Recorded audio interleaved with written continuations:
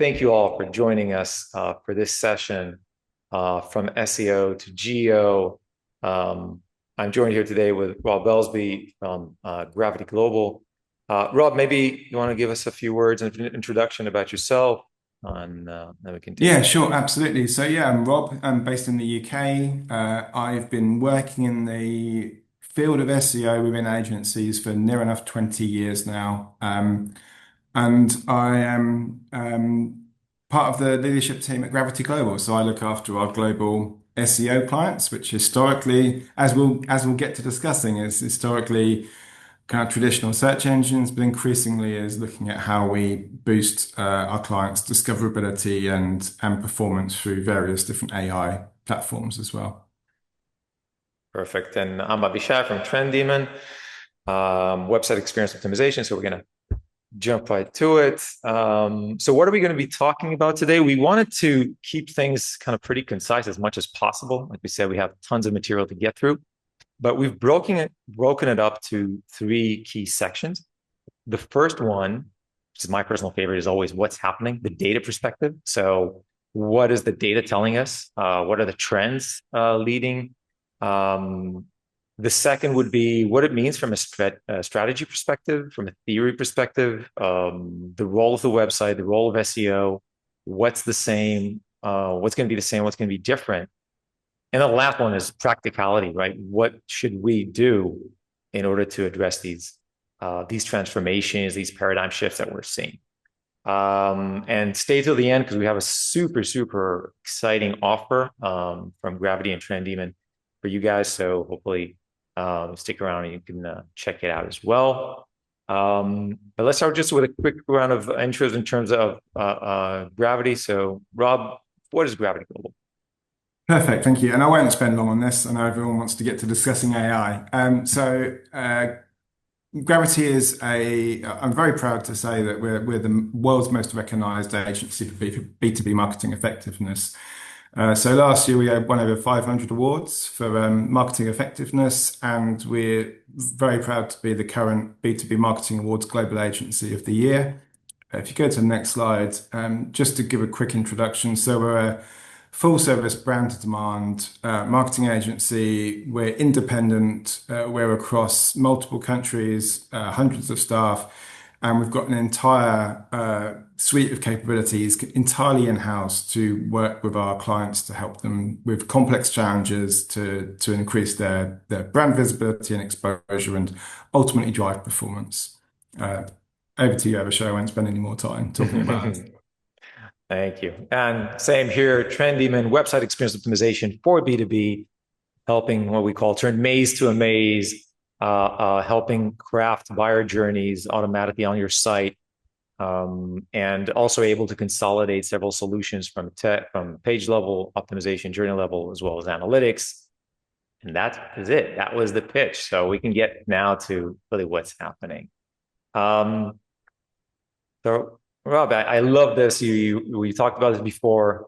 What's happening? Yeah, so just to set a bit of a scene, really, looking back now, search used to seem so simple now, almost. If you think years ago, you go to Google, you type in what you're looking for, and you get 10 blue links to choose from, and you click through, go to a brand's website. Simple. And then things started to get more complicated. We saw features like Google's knowledge graph. We saw the rise of what we call semantic search, a better understanding of the intent behind what people are searching for. We saw local listings. We saw all sorts of different rich results, more complex. And now we're very much with generative AI, we're very much in this future where search engines are not just a traffic generating, they're not just a list of resources, they're answer engines, right? They are attempting to improve their user experience by directly answering the questions that users have. And they've been working towards this for years, but AI is an absolute transformation in this journey. So what we wanted to do is to talk through some of the stats that we're seeing that helps to contextualize this and then talk about the impact. Right. So we'll start with some mixed news, right? So from the data that we have, we're seeing a decline in page views to websites. I think also Google is writing about this. We're seeing that the open web, not the closed gardens, are seeing this decline in page views to the website. And we're going to be talking about this later. What does this mean about the future of the website or the role of the website? And does it mean that the website is becoming less important or more important? But we're seeing in the majority of accounts that traffic is decreasing. There is an increase in paid traffic, which is trying to offset this. And of course, this has economic implications, right? Because if now marketers need to spend more on paid to get the same amount of traffic that they've had, this now changes the economic models there. You also added, Rob, this that 60% in searches don't result in click, right? That's also a major transformation. Yeah, and it's a trend we've been seeing for a couple of years now as search engines try and answer more questions directly in the search result. But yeah, the latest stats show that about 60% of searches that users make will not result in a click through to a website. That's up from 55% last year. I wouldn't be surprised if that continues to rise quite dramatically as AI, answers become more ubiquitous. We're also, and this is a significant thing for me in the industry, seeing an actual decline in users visiting some of these traditional search engines, and that's something we haven't seen since pretty Hmm. much Google's launch back in 1998. If we look at year-over-year data, we're seeing 2% decline in visitors going to Google and an 18% for Bing. And this is a global phenomenon. In China, we're seeing reduced visits to Baidu. So users are moving towards AI across the fragmented ecosystem in their droves, and that's starting to impact not only how much you as a brand can expect to get through search engines in terms of traffic, but how many people are actually using legacy search engines full stop.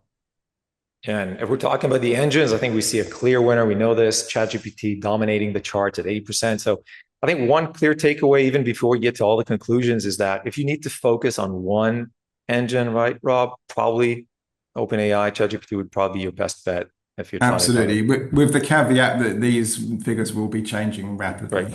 Um, right. this is the latest data we've been able to see from May this year. I would not be surprised if some of Google's AI tools is a higher percentage now. Um, there are numerous platforms that aren't listed here, like Claude and others, and some of Meta's tools, which are rising in popularity as well. So this is a constantly moving feast. Now, this is I have to like put a disclaimer. This is a projection that we've done based on the current growth trends between AI, LLM traffic to search. And what we were trying to see is what is the pace of overtake that we're seeing people from AI come to websites as opposed to search.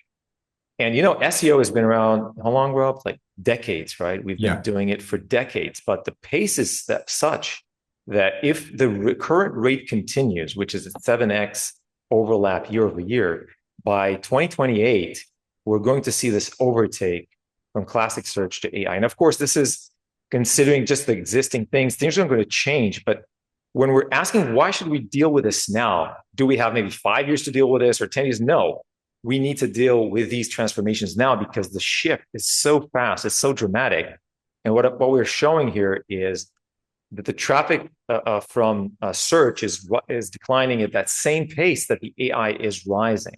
And add to that the fact that the overall traffic is declining, that means that we have to act now. I mean, there is no more slack or time to think and contemplate this. So this is just from kind of where we're seeing things go. This is something that you've shared also, Rob, regarding adoption, right? Yeah, so I think it's interesting to look at who's actually using AI. And as might all expect, obviously the younger generations, as with most new technology, are the biggest early adopters. We're seeing 82% of Gen Z users regularly using AI search tools. This is the same set of users who also favor social media now for product discovery for certain demographics. TikTok is now a bigger driver of product discovery than traditional search. But the point of this slide is that across every age demographic, across every sector, across every nationality country, we are seeing broad adoption of AI search. So even amongst baby boomers, we're seeing nearly half of users regularly use AI search.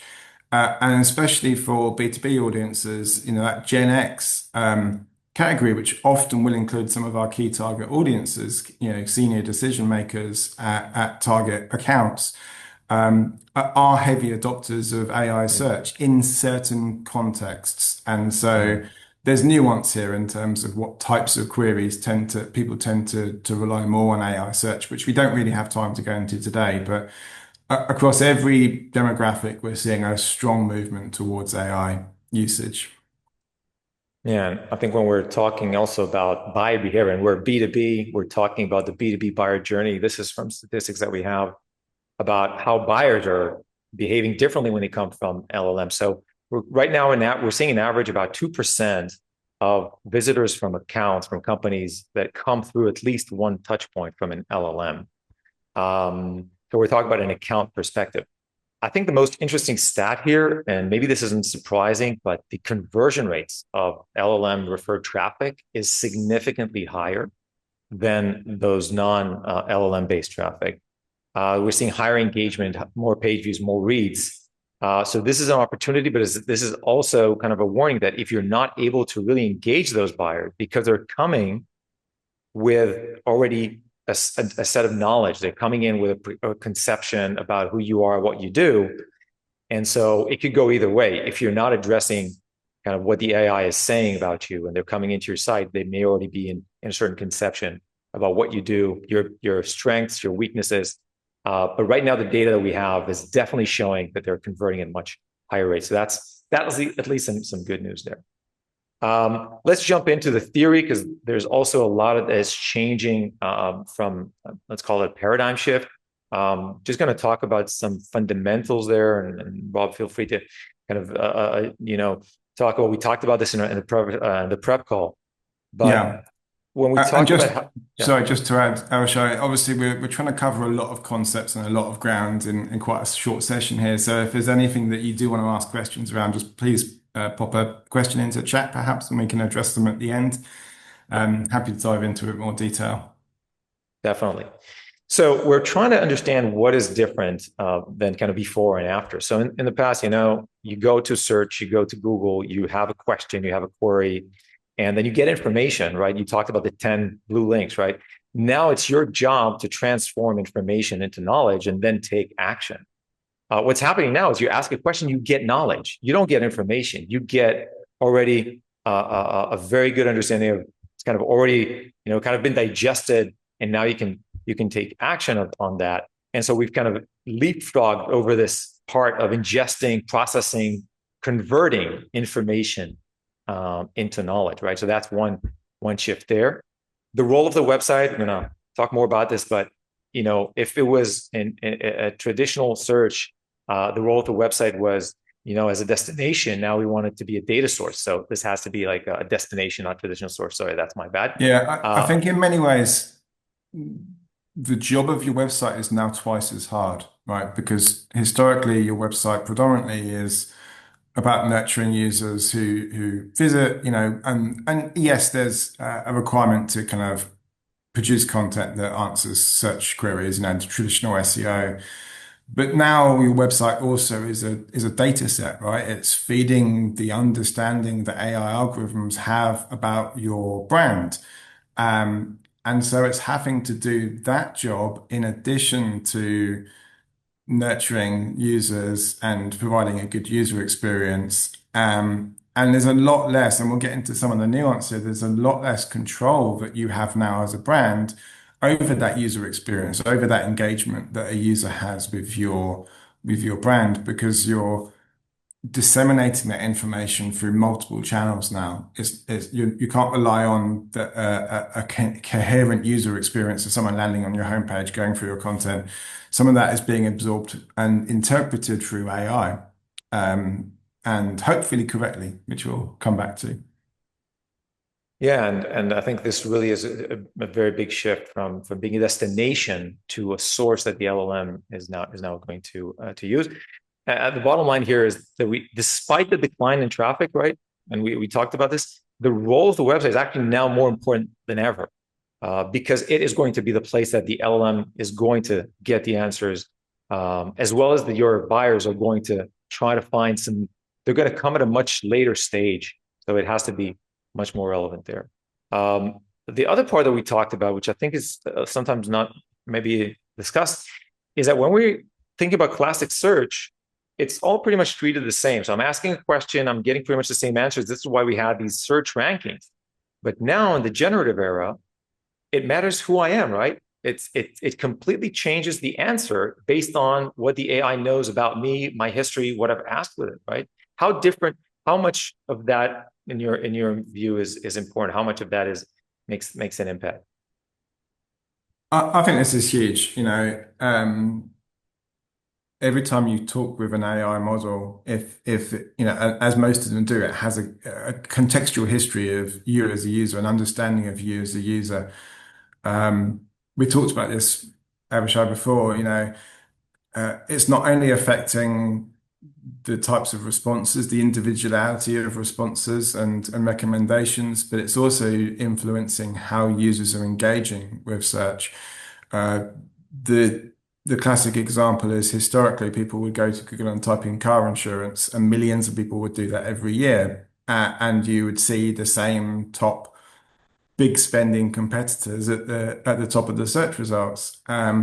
Now with AI having context from historic conversations about what type of driver you are, what kind of car you've got, what kind of needs you have, what are your motivations, what are your desires, it allows for a much more nuanced response, and a much broader sense of types of answers. And I think this already starts to lead us to kind of what does this mean for us. So one takeaway from what you're saying is that it's going to give more opportunity for the smaller players to appear if they can create a very specific offering to specific personas, right? If they can be the better solution for a specific niche, for example, that would give them a much higher ability to compete against kind of more finance, heavier, more established brands, right? So there's Yeah. opportunity.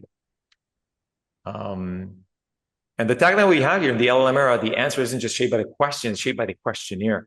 And this goes back to kind of foundations of go to market. Do you know your audience? Do you know what they care about? Do you know really who they are? And can you craft and create enough content and context so that when they ask a question, you are going to get the visibility, you're going to be in that conversation as well. So I think that's an exciting. We're trying to find silver linings here because there's so much disruption. There's so much things that are Yes. changing, and we're always trying to figure out. Okay, well, it's not all bad. There's things that are really good there as well.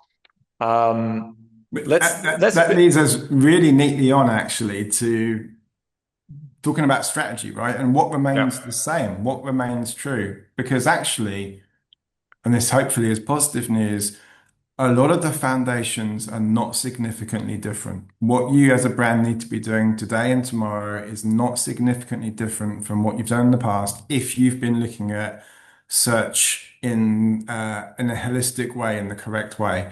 So what matters in an AI future that also mattered in the recent past is the fundamentals, right? It's understanding the questions your target audience are asking and tailoring your content strategy and your digital PR around understanding those audience needs. At the end of the day, AI is a radical shift in user behavior and it's a radical shift in measurability, which we'll come back to, but it's still ultimately trying to answer users' questions. And if you can understand those questions and you are a source of knowledge for the answers to those questions, you will do well in both traditional classic SEO and also in AI visibility as well. Secondly, and very linked to that is what Google have been talking about for years now, this concept of EEAT, so experience, expertise, authoritativeness, and trustworthiness. These are core principles that Google say, brands should be following to perform well in search, and it's equally true for AI as well, so for generative AI. Ultimately, um, all these platforms, regardless of the way they work, are trying to provide a good user experience. And by doing so, they want to lean into sources. They want to lean into either search rankings or data set sources, if you're an AI engine, that they can trust. So content they can trust, content that shows experience and expertise. Um, Technical excellence still matters as well. So a lot of the things we've been talking to our clients about for years in a historic SEO context still very much matter for AI. So having a website that loads fast is a good user experience, right? But it also makes it easier for both traditional SEO and AI crawlers to access your information, to crawl your content, to glean what they need to do to feed their data sets.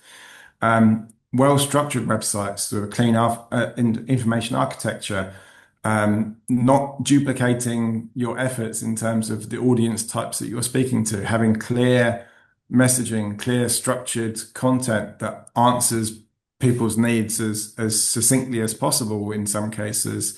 And then there's some stuff that again has been useful for traditional search for some time. Things like structured data with schema.org just helps the kind of more technical side of AI and search engines to ingest your data faster.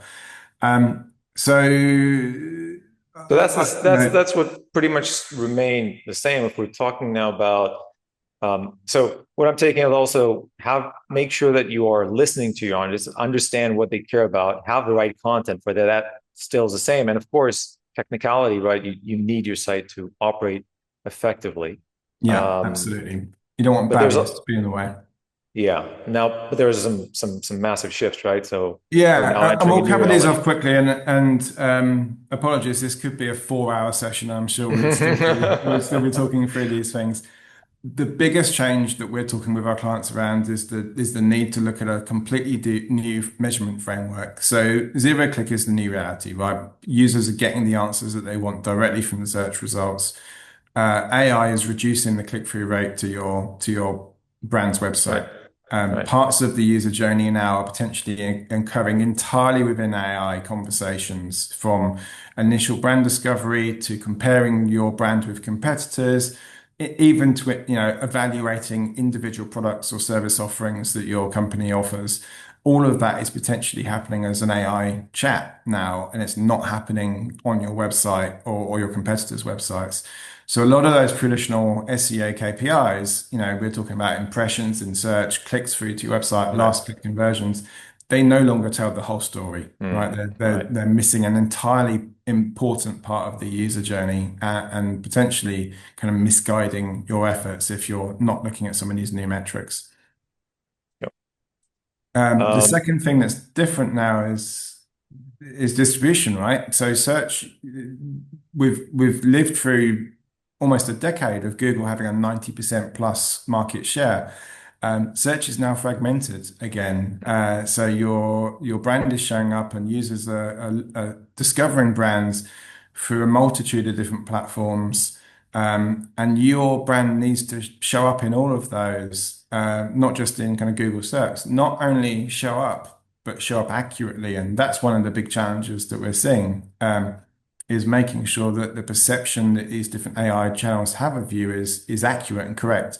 And importantly, describes you in the narrative that you would ideally want. Equally, we're seeing queries. The questions people are asking are more unique than ever. In traditional SEO, the average length of a search query was 2 or 3 words. On AI platforms, it's 10, 15 words plus. mm, Users were trained to be concise, and now they're training to have more of a conversational question, and the responses are completely unique to every individual. right. So the idea of search volumes, looking at how many tens of thousands of people search for this particular phrase each month is far less important Me, now. It's more important exactly. to understand the intent, the questions, and matching those. Right. It's how AI interprets the information out there, right? It's that interpretation that now matters more than just the volume. And we're going to go through Absolutely. this quickly because I want us to get through also the best practices, but we're, of course, seeing the transition from like SEO as just a traffic magnet. I love that you called it a truth source and conversion surface. I love that. I think that's a great framing of where we're shifting from just volume to context, from just numbers to actually people with problems or needs that you need to understand.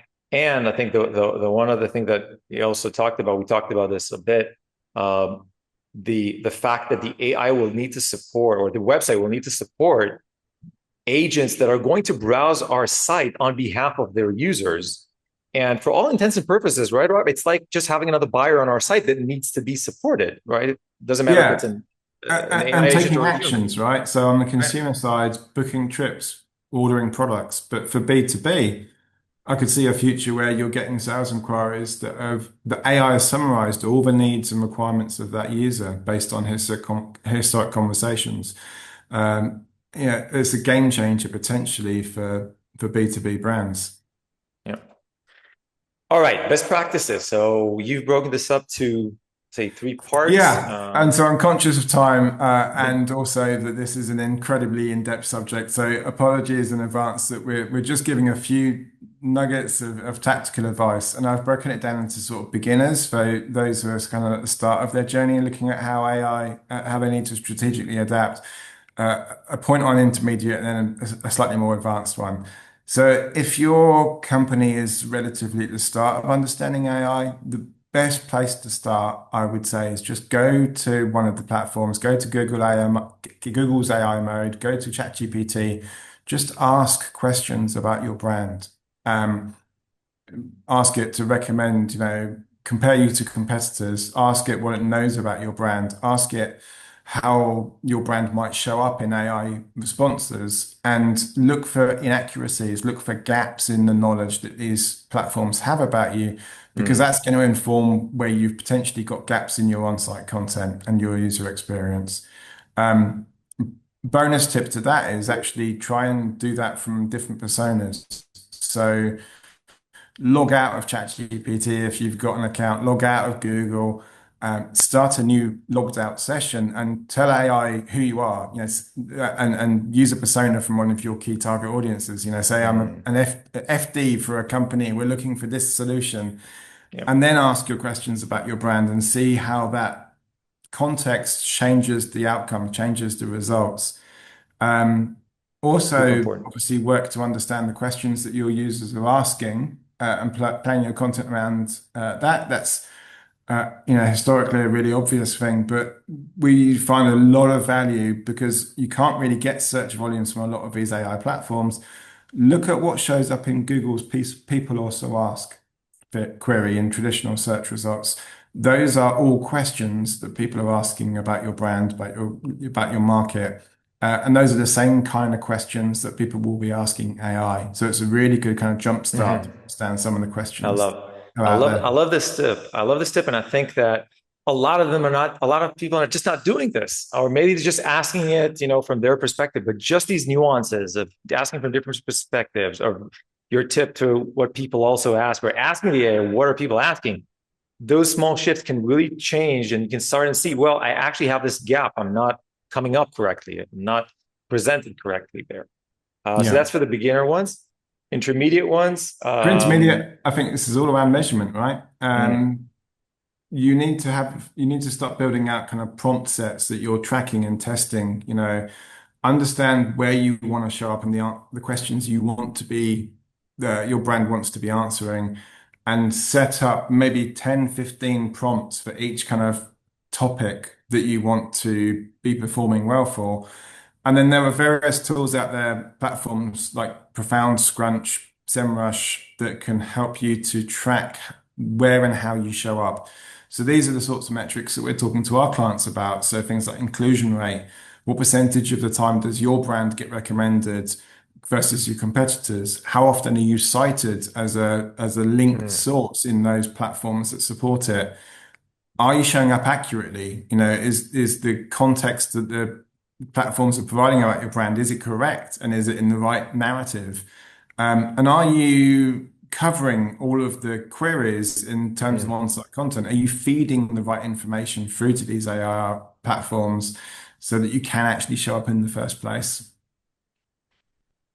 And then very perfect. briefly on the advanced for those who feel like those were all basic, a little bit too basic for you. There's some really interesting stuff happening around the idea of retrieval augmented generation. So the issue that AI has is that it's incredibly expensive for these platforms to wholesale update their knowledge sets. So if you Right. use ChatGPT, for example, the latest knowledge it has is from June last year. If your brand launched since then, ChatGPT doesn't know anything about you whatsoever. So a lot of platforms, including Google's AI mode, are using something called retrieval augmented generation, where they are using the data set of their AI platforms, but they're supplementing that with Mm, live crawling of right. your website to understand what the latest context is.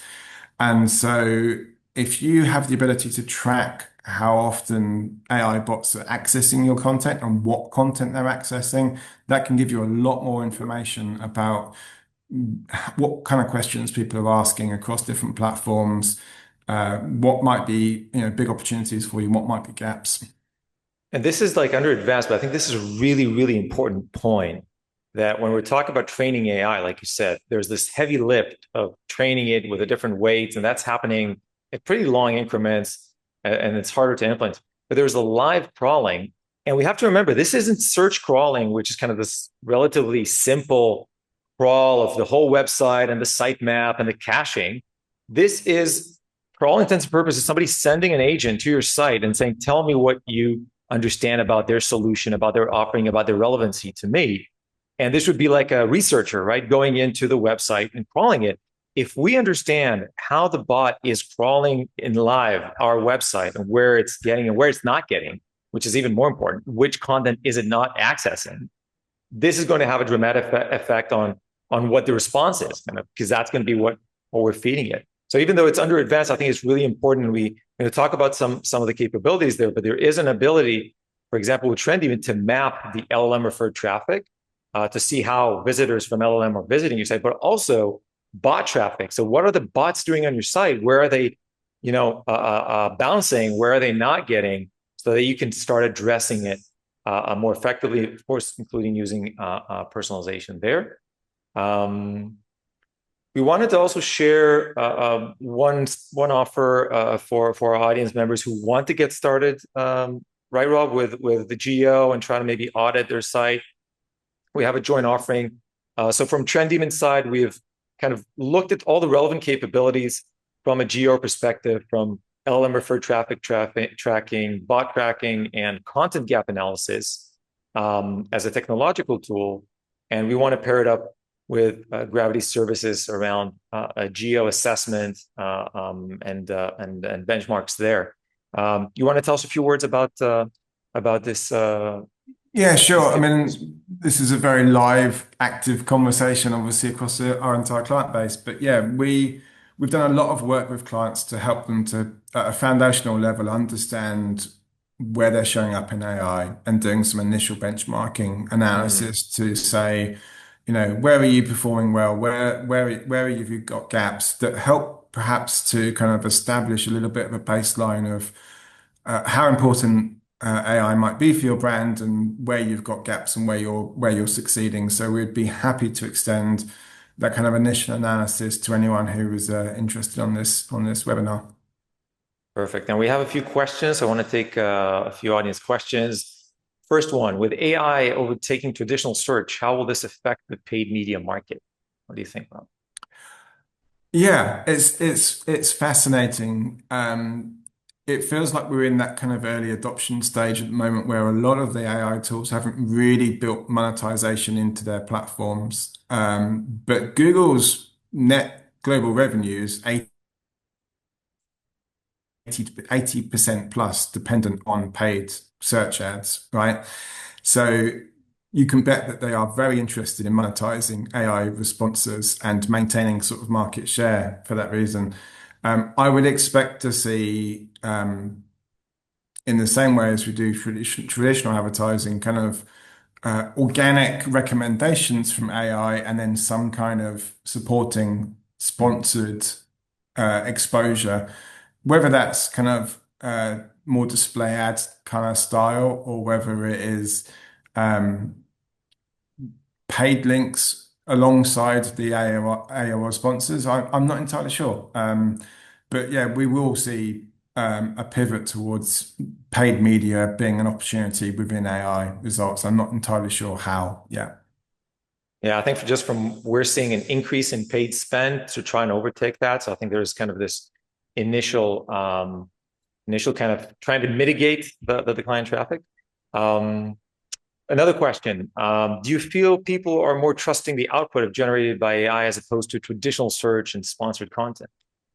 I find this fascinating from a behavioral perspective. There have been some studies that suggest that something like 80% of users are skeptical of the accuracy of Hmm. AI results.